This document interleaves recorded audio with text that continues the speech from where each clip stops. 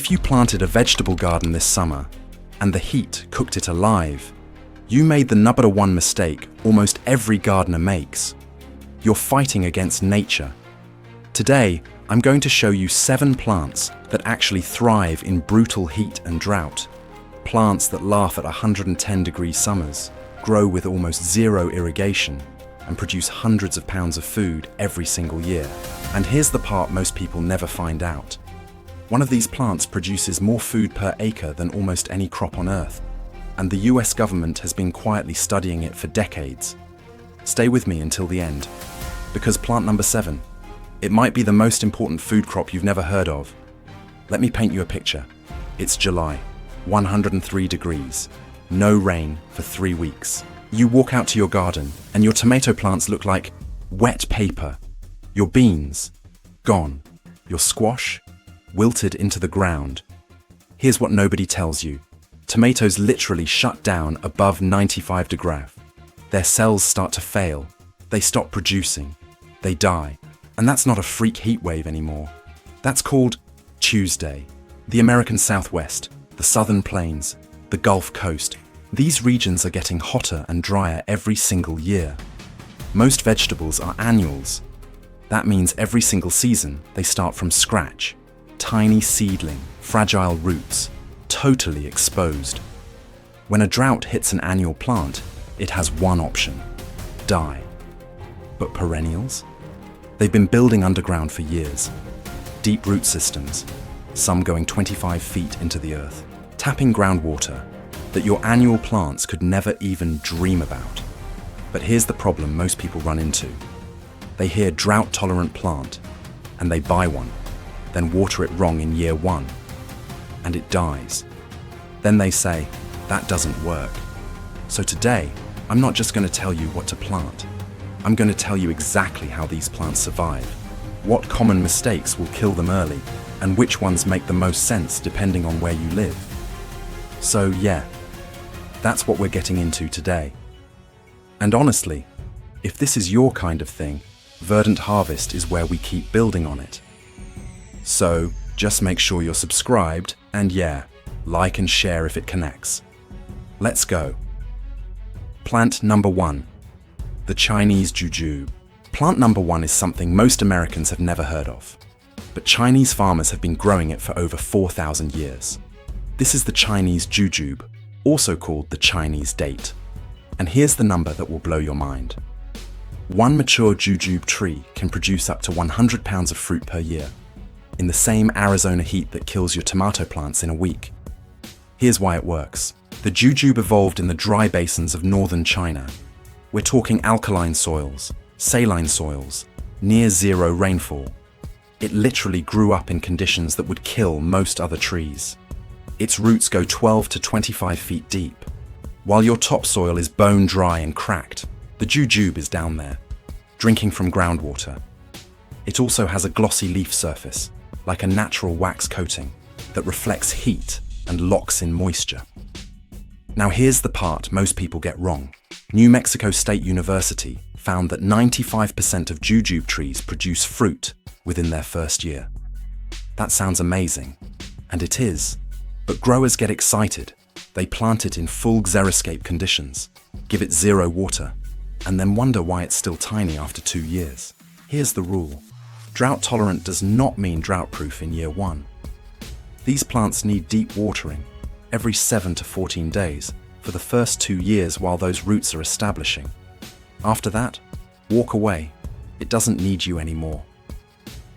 Oh, and jujubes bloom late in spring. That's actually a superpower.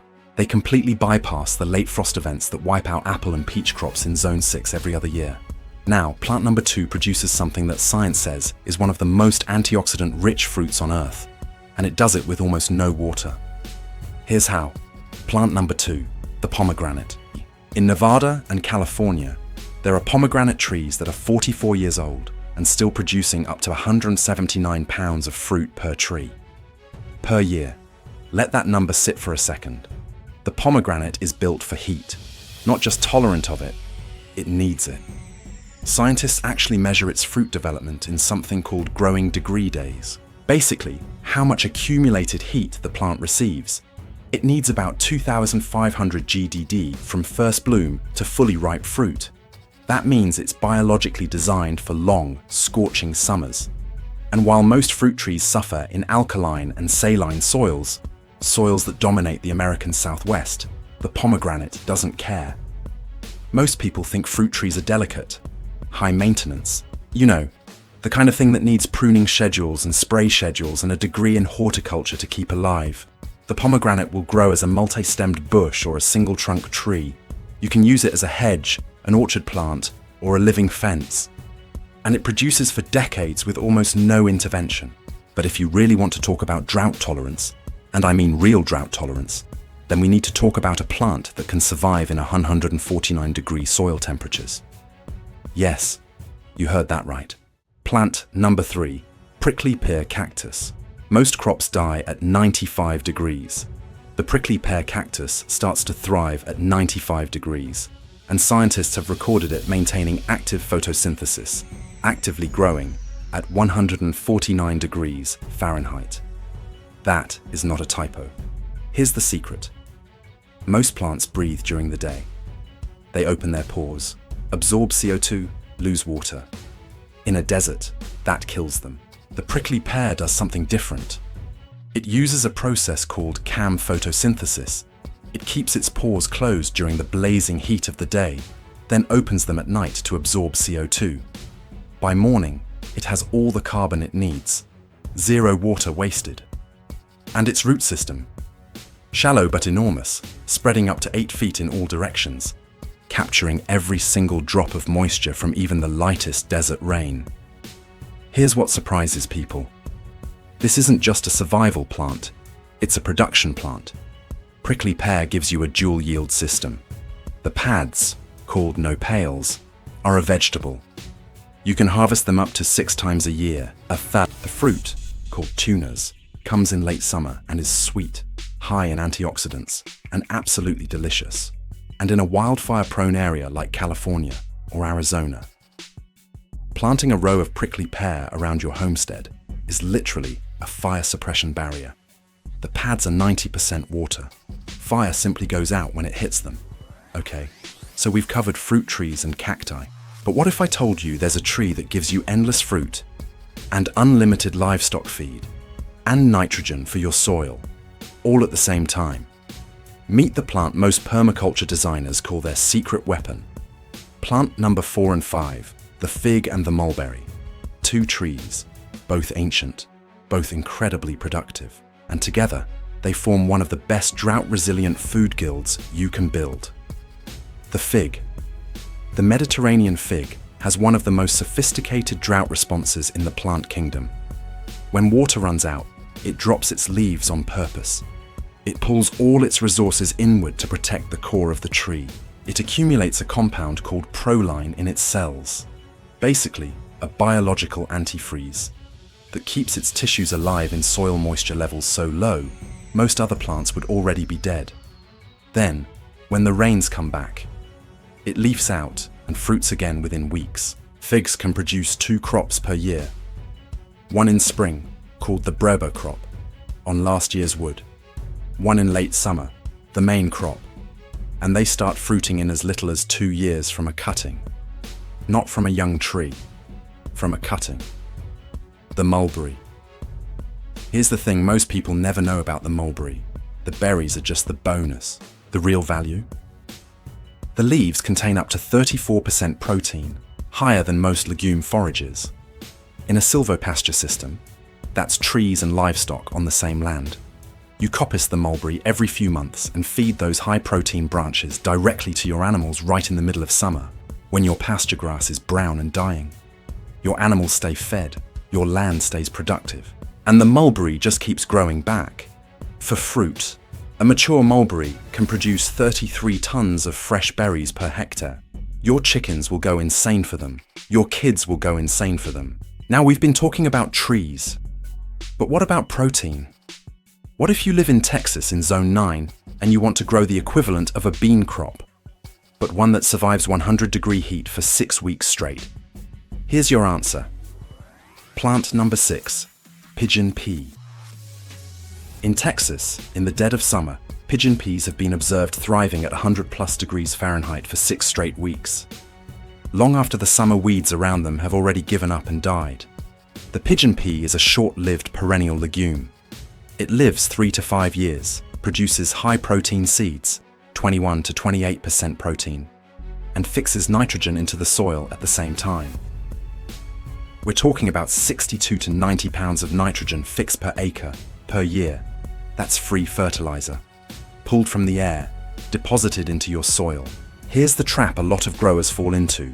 They treat pigeon peas like annual beans. Plant in a row, harvest, pull them out. They miss the entire point of the plant. Use them as nurse plants for young fruit trees. Plant them around a young jujube or pomegranate. They provide nitrogen to feed the tree. They provide light afternoon shade to cool the soil. And they produce your protein crop at the same time. It's a complete, self-sustaining system in one planting. Okay, I promised you at the start of this video there was one plant that most people have never heard of, a native North American plant that produces yields so insane most people don't believe the numbers. This is plant number 7. Don't skip this. Plant number 7, Jerusalem artichoke, up to 92 tons per hectare. That is the yield potential of the Jerusalem artichoke, a native North American perennial sunflower that most American gardeners have never even tried. To put that in perspective, a good corn crop produces around 10 to 12 tons per hectare. This plant produces 8 times that. Here's how it survives heat and drought. Under water stress, the Jerusalem artichoke actually increases its root surface area. It grows more roots to find more water. It accumulates proline in its cells. And certain varieties have been shown to maintain high yields even through mid-season drought. The harvest. Underground tubers, called sunchokes. They're protected from surface heat, protected from animals, waiting safely underground until the first frost tells you it's time. Here's the wild part most people don't know. Sunchokes are loaded with something called inulin, a type of carbohydrate that doesn't spike your blood sugar. That makes them one of the best long-term survival food crops for diabetics, or for anyone thinking about long-term food security. Plant them once. They're aggressive spreaders. They'll reach 6 to 10 feet tall, shade out weeds completely, and multiply underground year after year. Some growers call them the plant you can never get rid of. That sounds like a problem. For a food security garden, that sounds like exactly what you want. All right, quick recap. 7 plants that thrive where others die. 1. The Chinese Jujube, 100 pounds of fruit per tree, zones 6 to 10, almost zero care. 2. The Pomegranate, loves alkaline soil, produces for over 40 years. 3. Prickly Pear, the only food crop that keeps growing at 149 degrees, dual harvest, fire protection. 4. The Fig, drops its leaves to survive, then fruits again when it rains, 2 crops a year. 5. The Mulberry, 34% protein in the leaves, endless berries, poultry and livestock dream crop. 6. Pigeon Pea, your Texas-proof protein legume, fixes nitrogen, nurses your fruit trees. 7. Jerusalem artichoke. So that's where we're at right now. A lot more coming on Verdant Harvest. If you want to stay with the journey, just like, subscribe and share. And the video on your screen right now connects directly to this. You'll want to watch that next. See you there.